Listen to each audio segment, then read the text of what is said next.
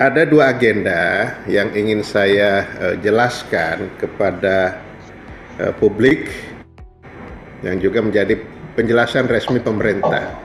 Hal yang kedua yang kemarin sudah ditutup secara resmi. Tentu kita mengapresiasi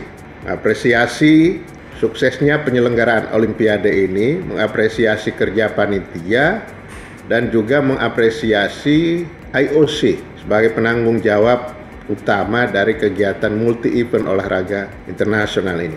Kita sudah lihat, kita sudah saksikan, dan mereka berhasil, mereka sukses menyelenggarakan kegiatan multi-event walaupun di tengah-tengah pandemi COVID-19.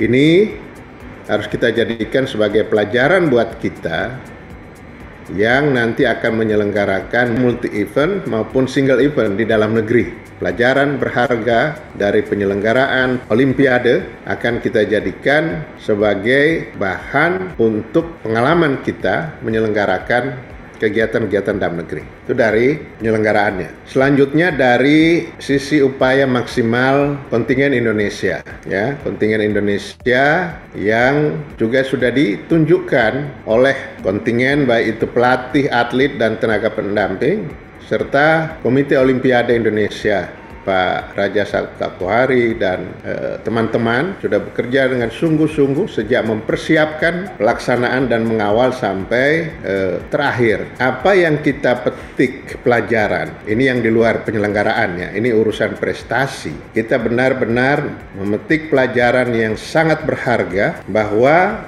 di Olimpiade Tokyo ini banyak terjadi kejutan-kejutan. Banyak yang diunggulkan di awal-awal, tapi kemudian bahkan ada yang gugur di babak-babak penyisihan. Itulah Olimpiade. Sama seperti yang saya sampaikan, memperkirakan, membuat ukuran-ukuran dalam satu pertandingan olahraga sangat berbeda dengan kita membuat ukuran dengan misalnya hal yang di luar olahraga, misalnya kita membangun infrastruktur. Itu sudah bisa kita ketahui.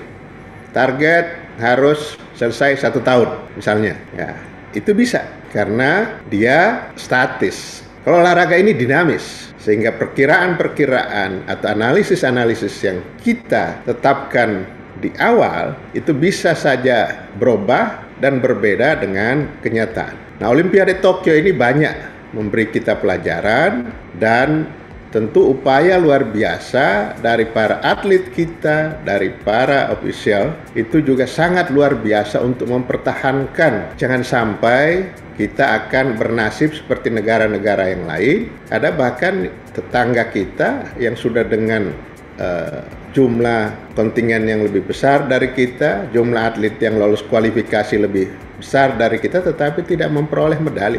Nah, ini yang alhamdulillah saya sekali lagi terima kasih kepada Ketua Umum NOC Indonesia yang telah mempertahankan itu dan gigih. Nah, kalau dilihat perolehan kita misalnya menggunakan ukuran sebagaimana yang kita terapkan di 2016 Olimpiade Rio de Janeiro, kita nggak jelek-jelek amat. Bahkan perolehan medalinya itu, kalau dari jumlah, kita lebih dari apa yang kita peroleh di Rio de Janeiro. Tetapi begitu kita mulai mempersiapkan desain besar olahraga nasional atau grand design olahraga nasional, maka paradigma kita juga harus ikut berubah. Walaupun sekarang grand desainnya belum mulai ya, karena kami sedang menunggu payung hukum yang mudah-mudahan sebentar lagi akan terbit, yakni Perpres. Artinya begitu ada Perpres berarti grand design ini sudah mulai jalan.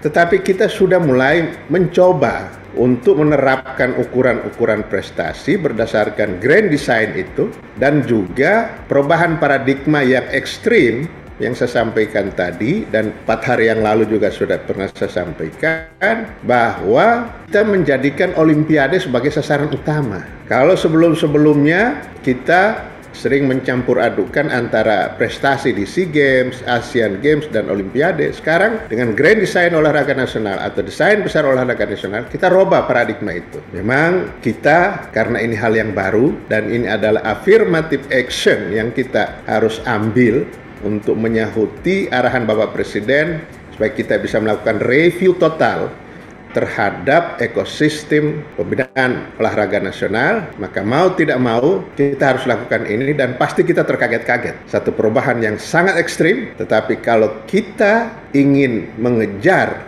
ketertinggalan dalam prestasi olahraga kita, maka jalan ini harus kita lalui.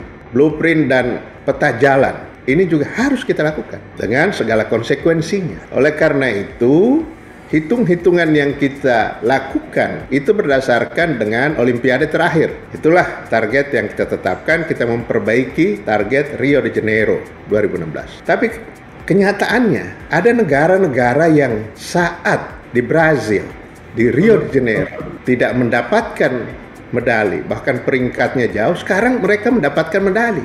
Nah, ini yang akhirnya merubah posisi. Apakah kita melorot? Saya kira tidak, karena kalau kita menggunakan ukuran medali, kita malah bertambah. Tetapi kita sudah mau merubah dengan menghitung ranking, maka ini harus juga menyesuaikan. Nah, ini sekaligus sebagai catatan buat NOC dan internal kami, kita menghitung betul tentang situasi Olimpiade 2020 ini. Jadi parameter-parameter yang kita jadikan ukuran untuk mengukur yang akan datang, misalnya Olimpiade Tokyo diukur dari Rio, itu ternyata juga ada yang kurang tepat. Seperti contoh beberapa negara yang tadinya tidak memperoleh medali, dapat medali, bahkan akhirnya mereka naik. Memang ada juga yang harus melorot. Nah,